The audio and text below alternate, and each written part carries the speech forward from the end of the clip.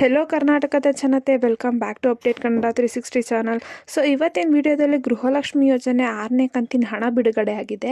So ಯಾವ್ಯಾವ ಜಿಲ್ಲೆಗೆ ಹಣನ ಬಿಡುಗಡೆ ಮಾಡಿದ್ದಾರೆ ಅಂದ್ಬಿಟ್ಟು ತಿಳಿಸ್ಕೊಡ್ತೀನಿ. ಸೊ ವಿಡಿಯೋನ ಸ್ಟಾರ್ಟ್ ಮಾಡೋಕ್ಕಿಂತ ಮುಂಚೆ ನೀವೇನಾದರೂ ನಮ್ಮ ಚಾನಲ್ಗೆ ಸಬ್ಸ್ಕ್ರೈಬ್ ಮಾಡ್ಕೊಂಡಿಲ್ಲ ಅಂದರೆ ದಯವಿಟ್ಟು ಚಾನಲ್ಗೆ ಸಬ್ಸ್ಕ್ರೈಬ್ನ ಮಾಡ್ಕೊಳ್ಳಿ.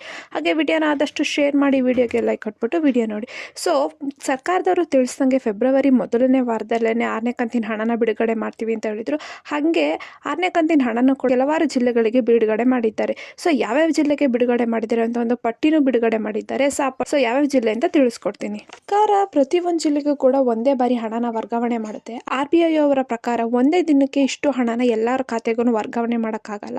ಸೊ ಅದಕ್ಕೆ ಲಿಮಿಟೆಡ್ ಜಿಲ್ಲೆಗಳಿಗೆ ಮಾತ್ರ ಹಾಕ್ತಾರೆ. ಅಂದರೆ ಕೆಲವು ದಿನ ಒಂದಷ್ಟು ಜಿಲ್ಲೆಗಳಿಗೆ, ಇನ್ನಷ್ಟು ದಿನ ಇನ್ನೊಂದಷ್ಟು ಜಿಲ್ಲೆಗಳಿಗೆ ಆ ರೀತಿ ವರ್ಗಾವಣೆ ಮಾಡ್ತಾರೆ. ಸೊ ಅದರಿಂದಾಗಿ ಫೆಬ್ರವರಿ ಮೊದಲನೇ ವಾರದಲ್ಲಿ 6ನೇ ಕಂತಿನ ಹಣ ಬಿಡುಗಡೆ ಆಗಿದೆ.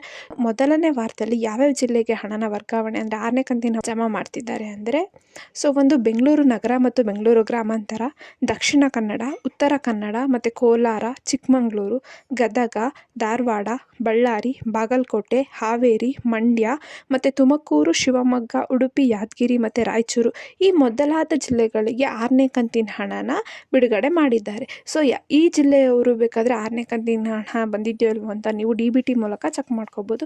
ಮತ್ತು ಅದೇ ರೀತಿ ನೀವು ಮಾಹಿತಿ ಕಣಜ ವೆಬ್ಸೈಟ್ನ ಯೂಸ್ ಮಾಡಿಕೊಂಡು ಬರೀ ಒಂದು ರೇಷನ್ ಕಾರ್ಡ್ ನಂಬರ್ ಹಾಕಿಬಿಟ್ಟು ನಿಮಗೆ 6ನೇ ಕಂತಿನ ಹಣ ಬಂದಿದೆಯೋ ಇಲ್ವೋ ಅಂತ ಚೆಕ್ ಮಾಡ್ಕೋಬೋದು.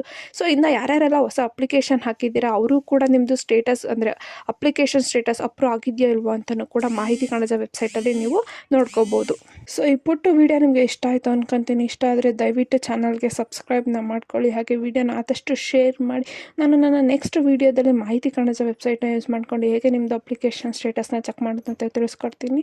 ಸೊ ಅಲ್ಲಿವರೆಗೂ ವಿಡಿಯೋಗೆ ಲೈಕ್ ಕೊಟ್ಬಿಟ್ಟು ವಿಡಿಯೋನ ಶೇರ್ ಮಾಡಿ ಅಂತ ಕೇಳ್ತಾ ಧನ್ಯವಾದಗಳು.